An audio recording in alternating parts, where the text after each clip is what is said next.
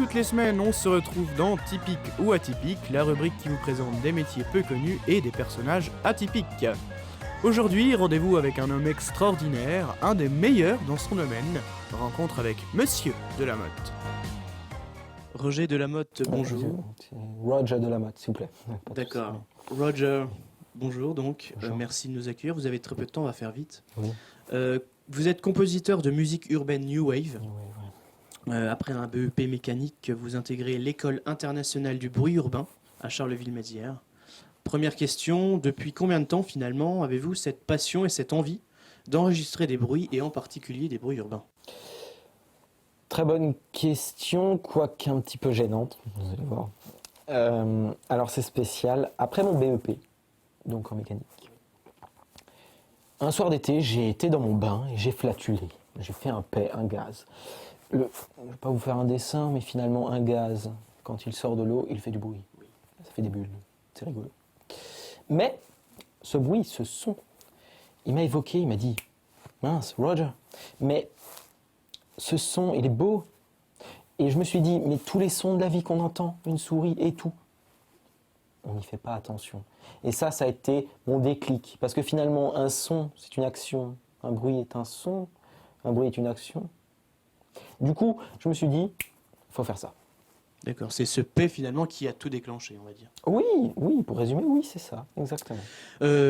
J'imagine que vous travaillez maintenant pour de grosses productions. On fait l'appel à vous pour quel genre de film ?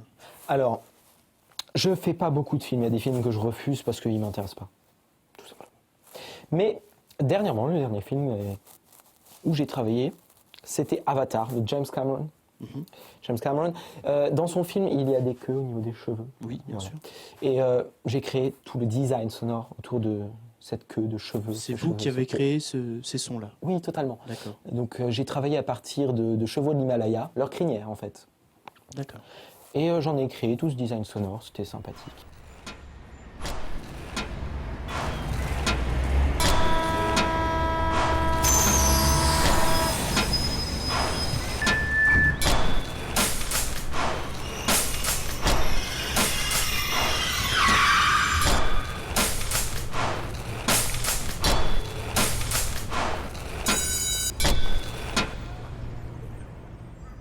Vous parliez de l'Himalaya à l'instant.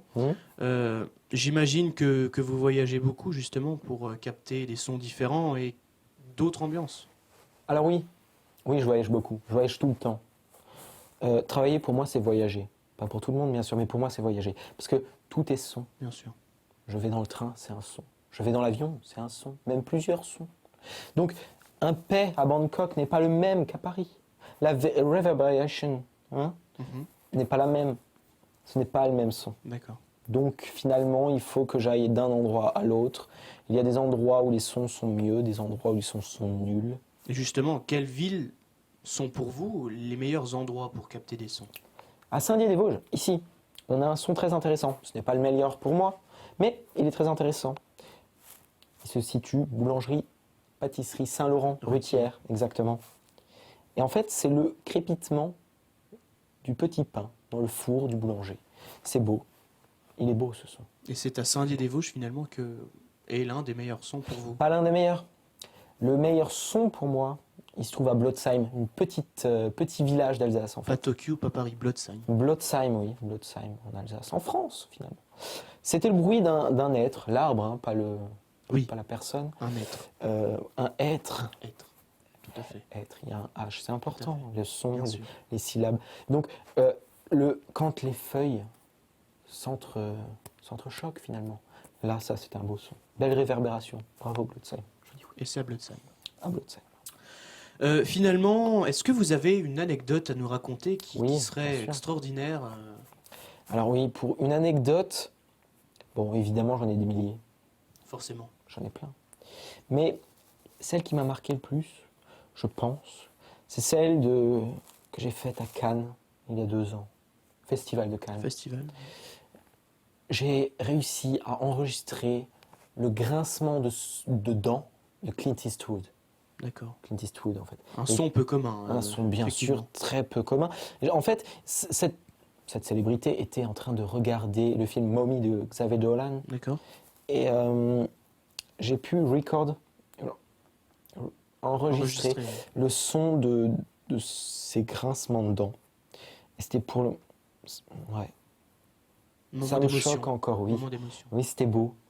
Un beau son. D'accord. Une belle mâchoire, un beau son, finalement. Merci beaucoup, Roger, pour ces moments d'interview et ces moments de partage. Bonne suite, bon prochain tournage. Merci. Bon travail. Et puis, à bientôt. Merci beaucoup. À bientôt. Au revoir. Au revoir.